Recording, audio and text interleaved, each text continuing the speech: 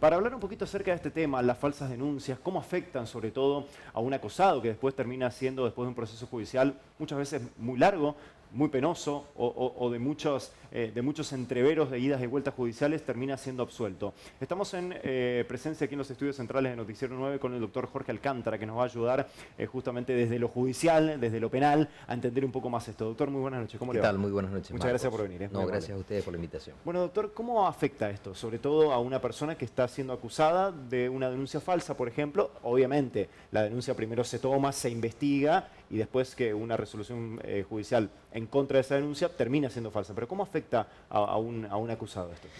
Creo que, a ver, más en un delito de estas características, como se le imputó a Llanola. A Llanola, de hecho, se le imputan dos hechos, la misma denunciante, Meneses. Un hecho se remonta al 2010, el otro al 2011. De por sí uno veía el contenido de lo que se había denunciado y la verdad era poco probable, como lo planteaba ella, que hubiera ocurrido. El tema es que recién radica la denuncia en el 2019, también una situación que tendría que haber llamado la atención al fiscal que intervenía, al juez que intervenía, al momento de decir, perfecto, si los hechos eran del 2010, de 2011, recién en el 2019 aparecemos con una denuncia de este tipo. Bueno, Claro. a pesar de eso se lo imputa. Uno era un abuso simple, pero el otro un abuso agravado. Según decía la supuesta víctima, era un hecho con acceso carnal. Y 4 años después recién determina la justicia que Llanola es inocente. ¿Y por qué? Porque, a ver, los motivos por los cuales una persona puede ser sobreseído son múltiples, están previstos en el código, no viene al caso a la nota detallarlo, pero en el Claro. caso puntual de Llanola, se da por inexistencia de los hechos. Es decir, lo que termina demostrando la justicia es que los hechos que la denunciante había colocado como ocurridos nunca habían acaecido en realidad, en la práctica. Entonces, a raíz de eso se lo sobresee. Eh, a ver, en primer lugar, si uno tuviera que alguien endilgar la responsabilidad de esto, indudablemente a un sistema judicial perverso que demora 4 años, más en un hecho de esta naturaleza, donde uno se plantea cuántos elementos de prueba se pueden haber recolectado. Partamos de la base que Claro. todo delito de abuso sexual, aún en los casos reales que existan, obviamente la prueba es muy limitada porque se supone que no son hechos públicos, no es un hecho que puede ocurrir en un lugar público donde tienen que indagar a 30 testigos o buscar elementos documentales. Es simplemente una pericia, es la declaración de la víctima y no más de eso. Claro. Para eso 4 años. Para después decir, en realidad ninguno de los dos hechos que le imputaron a Llanola existió. O sea, a ver, uno dice, ¿es el caso particular de Llanola? Yendo a la contestación de su pregunta, no es la realidad que se da en la mayoría de los procesos judiciales de esta naturaleza. Claro. Lo cual, obviamente, es grave, porque imagínense, socialmente, de por sí, digamos, ese tipo de hecho causa una repulsa en la sociedad y obviamente la persona que está siendo investigada por un hecho de esta naturaleza, lógicamente que socialmente va a pasar, como planteaba él, perder trabajos, no permitirle acceso a determinados ámbitos de trabajo, lo cual es sumamente grave. Claro. Y en el caso concreto, él ahora plantea incluso una demanda, que tengo entendido que es una demanda civil por daños y perjuicios, por $600.000, el equivalente de $600.000, en contra de la Asociación de Actores Argentinos. Claro. Yo entiendo que, a ver, si la causal de haberlo suspendido a él, porque de hecho lo suspende la asociación, fue la invocación de estos hechos, porque claramente el colectivo Actrices sale en su momento y pide que eran hechos graves, que tenía que suspendérselo, se lo suspende. Si fue eso lo invocado, indudablemente hay una responsabilidad clara de la asociación. Claro. Ahora, doctor, las condenas sociales y mediáticas sin una condena de la justicia, ¿son irreversibles?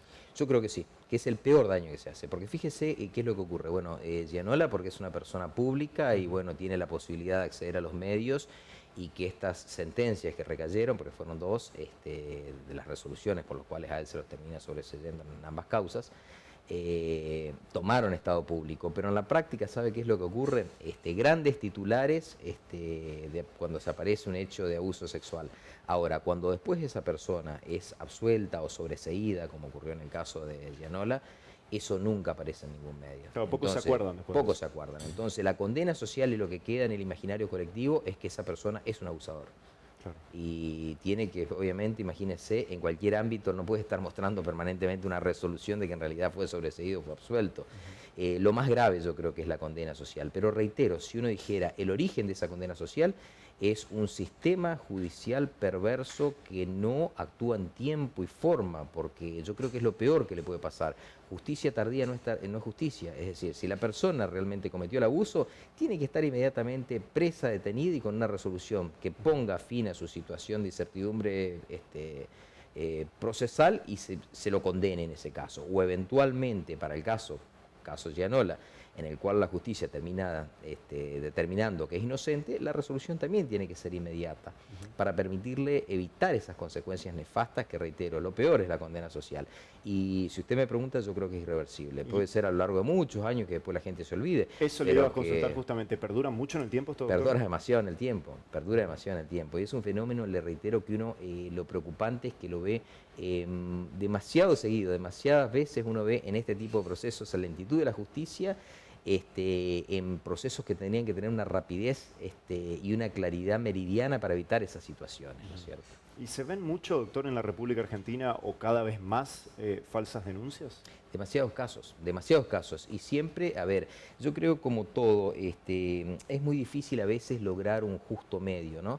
Pero hubo años atrás, si se quiere, yo le diría, un exceso de garantismos en algunos otros tipos de causas, en los cuales veía uno personas imputadas por delitos gravísimos que quedaban en libertad, y uno decía, pero no es lógico. Uno le preguntaba al ciudadano común y decía, no es lógico que un delito tan grave quede en libertad. Claro. Perfecto. Entonces, ¿qué pasa?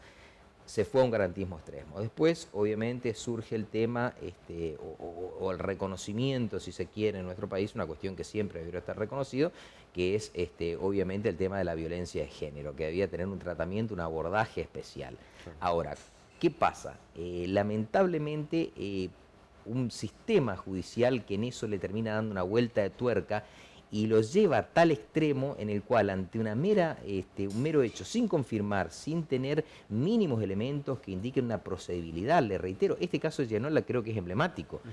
Un hecho del 2010, un hecho del 2011 que se denuncia en el 2019. ¿No le llamó la atención a un juez, a un fiscal, decir cómo 8 años después una víctima de una supuesta violación recién se va a presentar a denunciar? ¿Cuál es el argumento para denunciar 8 años después? Termina siendo que el hecho no existió. Ahora, mientras tanto, a la persona la matamos socialmente. Entonces uno dice, esos son los errores que la justicia... Doctor, que muchas veces la víctima o no se anima o no puede, que son otros casos, ¿no? Que son otros casos, que son otros casos y que están previstos en la ley. Por eso, fíjese, por ejemplo, el caso de una violación, de un abuso de un menor, está previsto que esa persona, cuando logra la mayoría de edad, tiene incluso un tiempo determinado para denunciar.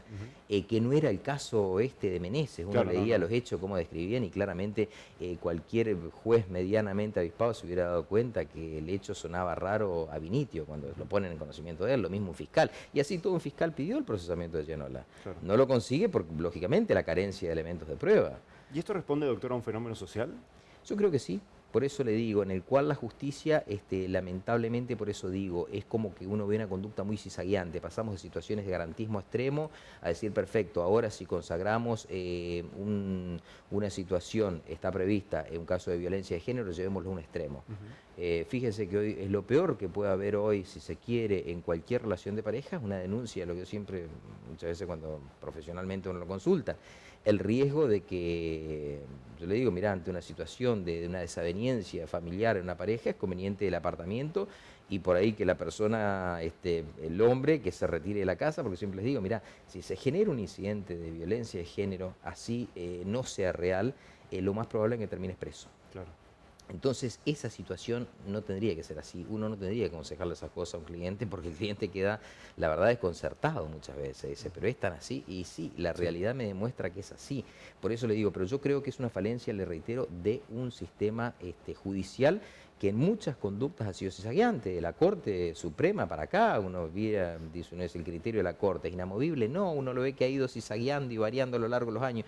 Y en consecuencia también ha pasado siempre eso con los tribunales inferiores. Claro. Y fiscales que muchas veces también en un deseo de protagonismo extremo, por ahí no toman en cuenta que lo que se está jugando cuando determinan un delito de esta naturaleza, imputan a una persona o piden un procesamiento o ordenan una detención, están jugando no solo con la honra, con la moral de una persona, sino hasta con la vida de una persona, porque uno sabe que este tipo de delitos, las personas que estaban imputadas por un delito de abuso sexual, cuando van a los lugares de detención, hay reglas carcelarias, códigos carcelarios que la pasan muy mal. Inclusive el propio suicidio mismo también. Exactamente, exactamente. Entonces, eso también es una cuestión mínima de también de conciencia, de moral por parte de los actores judiciales, tendría que llevar a ser muy cautelosos en juzgar Claro. este tipo de Doctor, hechos. ¿y está a tiempo la justicia de revertir esto? Yo entiendo que sí, lo que se requiere es voluntad. Ujú. Voluntad. Lamentablemente, por eso le digo, en el caso del fiscal que interviene en la causa de Gianola, yo creo que es emblemático también, una persona que pide un procesamiento con nada. Fíjese si hubiera encontrado una jueza también lábil que hubiera hecho acceso, hubiera accedido a dictar un procesamiento y lo terminan Sí, deteniendo. estaría detenido todavía. ¿Se entiende? Cuando Claro. después se termina demostrando que los hechos no existieron. Recuerdo hace un tiempo atrás hemos realizado un informe justamente sobre la violencia de género aquí con el noticiero, con toda la producción, y hemos invitado a otro reconocido abogado penalista acá del medio de la ciudad de Resistencia, y él participó justamente del informe, y él me comentaba, vos sabés, Marco, fíjate vos la particularidad que tiene esto, que yo tengo más clientes que son absueltos por falsas denuncias que clientes que son condenados por Así es. denuncias verdaderas. O sea, tengo más clientes que tienen falsas denuncias que denuncias que después terminan siendo verdaderas, ¿no? Esa es la realidad. Si uno preguntara realmente, que de hecho, lógicamente, llevan sus cómputos, los distintos órganos judiciales, si uno le preguntara, uno se encontraría que esa es la realidad, no únicamente acá en Chaco, en toda la Argentina, es la realidad que son mucho más los casos de falsa denuncia que los casos que después terminan comprobándose que ha existido realmente una situación de violencia de género.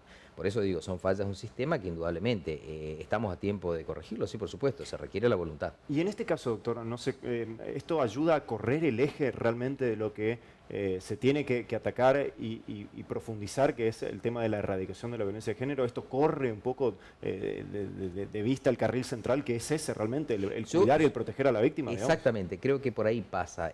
Todos los extremos son malos y cuando lamentablemente una justicia zizaguea en esos aspectos en cuanto a criterios pasa eso. Se va por ahí a un garantismo extremo, se pasa a una protección extrema muchas veces en situaciones que uno dice, mira, obviamente que vos tenés que proteger a la víctima de un hecho de violencia de género y darle toda la protección y todas las garantías, sí, por supuesto, pero ser muy cauteloso también respecto de la persona que termina siendo denunciado, también hay que darles garantías. Las garantías del proceso penal no rigen únicamente para la víctima, rigen fundamentalmente, conforme a nuestro artículo 18 de la Constitución, para el imputado.